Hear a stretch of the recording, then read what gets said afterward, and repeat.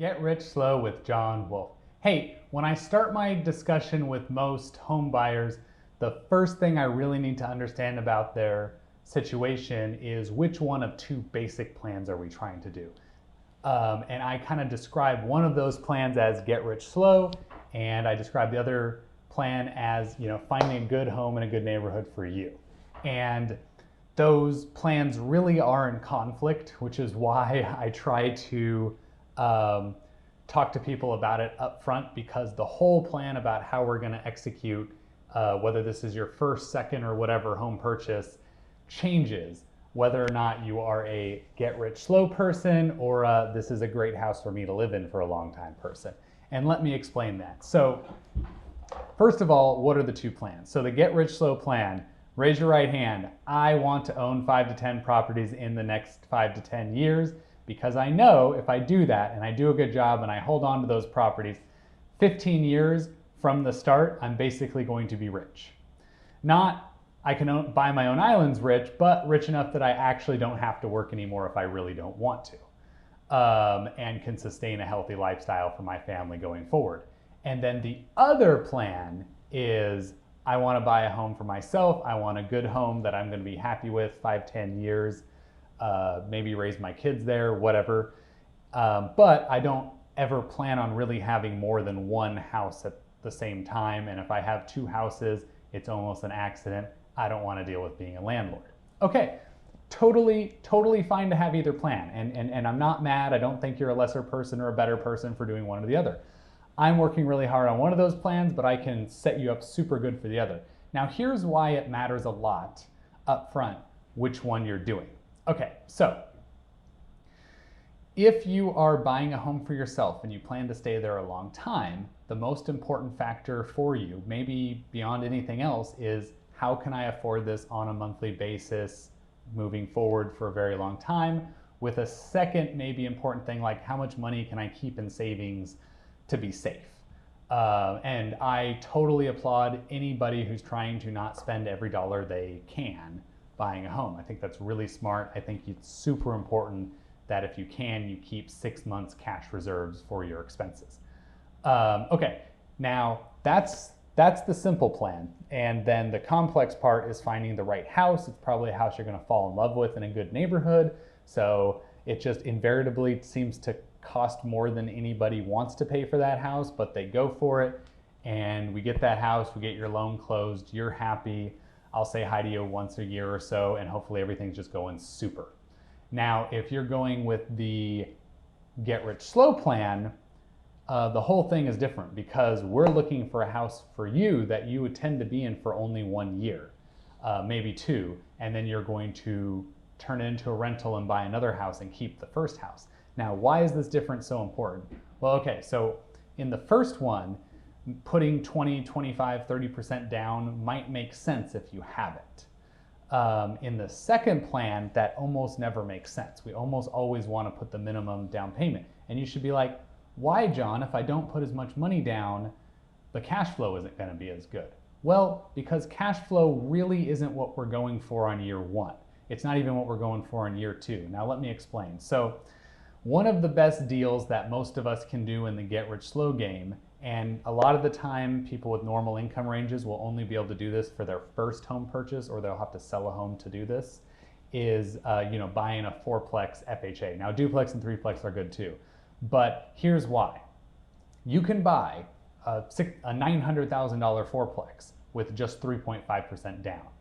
And you get the same interest rate almost regardless of how much you put down FHA, and you get the same more or less fees no matter how expensive that place is.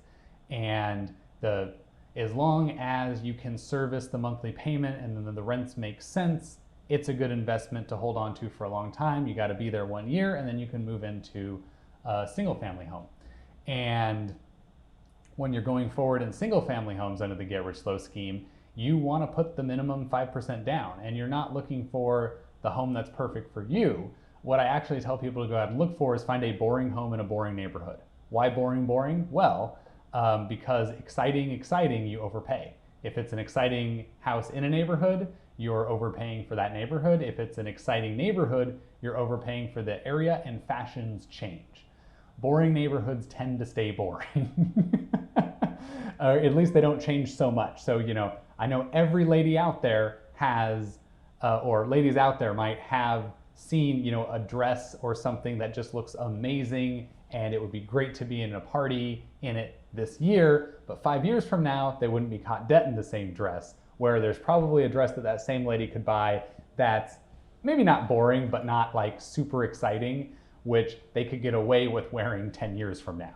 But anyways, the same thing's kind of true with fashion. Now, the get rich slow thing, you're not planning on selling, but you always want that opportunity available to you, and you are renting, so you always want it to be easy to rent it. So you don't need to be in the best school district in the city, but it should be a decent one. Just boring. And also the other piece of the boring bit is you want a house where the construction of the house is cheap to maintain. Right now, I'm sitting in a 110-year-old craftsman home. It's beautiful. I love it. There's a lot of things about it that are much more expensive to maintain than if we had a ranch home, built in the 70s. Ranch home in the 70s, super simple design, super cheap to maintain. Roofs are lower, roofs are more simple, just like the whole plumbing's simpler, easier to get, the whole thing. It's all easier. So that's why I mean like boring. And then here's the bit that really matters, not just in your property selection, but in the financing that I need to know up front. So again, I told you with the investment, you're going to try to put the least money down possible, which does conflict with the cash flow goal. I know.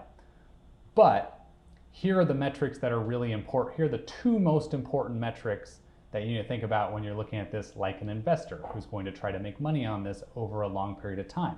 So the most important thing that I look at over the long span is cash on cash return. And that's sort of the expression of, if I have to put $5,000 to buy this asset and it makes $3,000 in the first year, then I have a negative cash on cash return for the first year. But then if the rent the second year is $4,000, I have a negative $1,000 cash on cash return. And then on year 3, if it's even, it's 0. And then on year 4, if it's $6,000, then I have a cash on cash return of $1,000 more than I put in that first year. And you look at that every year. Well, if you start with a much larger amount of money, it's going to take longer to get 100% of that money back every year. Does that kind of make sense? I'm kind of using arbitrary numbers here. But then the second thing is security, stability, and the ability to move forward. So what am I talking about here? Okay, so let's say you could put 25% down once, or you could put 5% down on 5 properties. Well, 5% down on 5 properties, you're gonna have a hell of a lot more wealth 15 years later. Why is that? Well, because you have a whole bunch of little things growing, and if you bought one property, it's gaining value 6% a year, and let's say it's $250,000. But if you bought 5, 1.25 million, now you have 1.25 million gaining in value at 6% a year. That's a much bigger number. And also the rents. You want the rents increasing something like 3% a year. If you have one rent increasing 3% a year, that's great. But if you have 5 rents increasing 3% a year, that's a lot better.